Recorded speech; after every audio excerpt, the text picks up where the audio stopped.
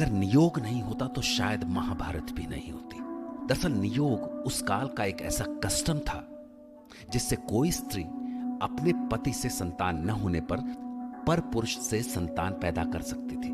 तो जब राजमाता सत्यवती के दोनों बेटों को कोई संतान नहीं हुई तो वो बड़ी मुश्किल में पड़ गई। उन्हीं की संतानों के लिए भीष्म ने अविवाहित रहने का प्रण लिया था और अब उन्हीं के बेटों की गोद सुनी थी। दरअसल चित्रांगद एक लड़ाई में मारे गए थे और विचित्रवीर्य बीमारी से। तो अब माता सत्यवती को लगने लगा था कि कुरुवंश को चलाने के लिए उनके पास नियोग के अलावा और कोई रास्ता नहीं बचा। ऐसे में उन्होंने भीष्म को बुलाकर उनके सामने एक बहुत बड़ा रहस्य खोला।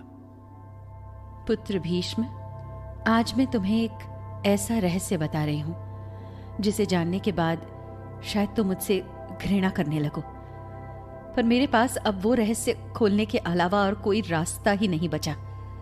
क्योंकि यदि कुरु वंश ही डूब गया तो सुनो पुत्र, तुम्हारे पिता महाराज शांतनु से विवाह होने से पहले। कहिए माते, संकोच मत करिए। मैं एक दिन महर्षि पराशर को अपनी नौका से नदी पार करा रही थी। उस मधुर वातावरण में नौका विहार करते हुए महर्षि की कामना जागी और उन्होंने मेरे साथ संबंध बनाने की इच्छा प्रकट की।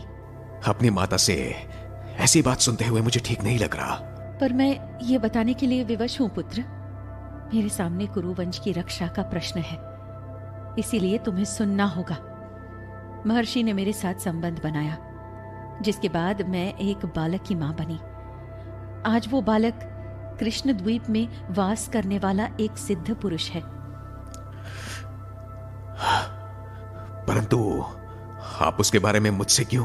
वो सिद्ध पुरुष तुम्हारा भाई है। संसार उसे वेद व्यास के नाम से जानता है और मैं चाहती हूं पुत्र कि तुम उसे अंबिका और अंबालिका के साथ नियोग के लिए बुलाओ। वंश रक्षा के लिए इसके अलावा कोई उपाय नहीं है पुत्र भीष्म, कोई उपाय। भीष्म वेद व्यास का सच जानकर एक अजीब सी उलझन में पड़ गए, पर माता का आदेश था तो उन्हें न चाहते हुए भी वेद व्यास को हस्तिनापुर के राजमहल में लाना पड़ा।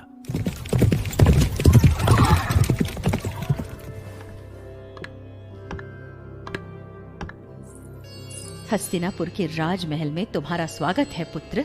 प्रणाम माते। महलों का मुझे कोई मोह नहीं, परंतु जन्म के बाद पहली बार आपने मुझे याद किया है। यही मेरे लिए परम सौभाग्य है। कहिए क्या आदेश है?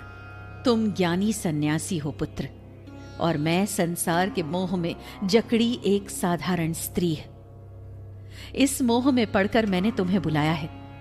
कुरु वंश को विचित्र वीर्य की विधवाओं से कुरु सिंहासन का उत्तराधिकारी चाहिए, और ये कार्य तुम्हें करना होगा। माते, मैं आपके आदेश के आगे कुछ बोल नहीं सकता, परंतु इतना अवश्य कहूंगा कि नियोग तात्कालिक आवश्यकता की पूर्ति के लिए भले ही उचित लगे, परंतु इसमें स्त्री की आत्मा चली जाती है। मैं आपके आदेश का पालन तो करूंगा, पर अंबिका और अंबालिका के सहमति के बिना नहीं। वेदव्यास महाज्ञानी जरूर थे, पर उनका रूप ऐसा था कि कोई स्त्री उन्हें देखना भी न चाहे, और इस बात को सत्यवती समझती थी। तो उन्होंने अपनी दोनों बहुओं से उनकी सहमति नहीं मांगी, बल्कि उन्हें नियोग का आदेश दिया। अंबा और अंबालिका, तुम दोनों कुरुवंश की बहुएं हो, इसलिए ये नियोग तुम्हारा कर्तव्य ही नहीं, मेरा आदेश भी है। महर्षि व्यास तुम्हारी प्रतीक्षा कर रहे हैं। मैंने दासी विंता को तुम दोनों के श्रृंगार के लिए कह दिया है, जिसके बाद तुम्हें नियोग में भाग लेना होगा। उसके बाद दासी विंता ने वेदव्यास को अंबिका के कमरे में पहुंचाया, लेकिन फिर वो हुआ जिसका डर था। वेदव्यास को देखते ही अंबिका की आंखें बंद हो गईं, जबकि अंबालिका उन्हें देखते ही डर से पीली पड़ गई। और जब यह सूचना सत्यवती को मिली तो नियोग असफल होने के डर से उन्होंने दासी विंता को ही व्यास के पास भेज दिया।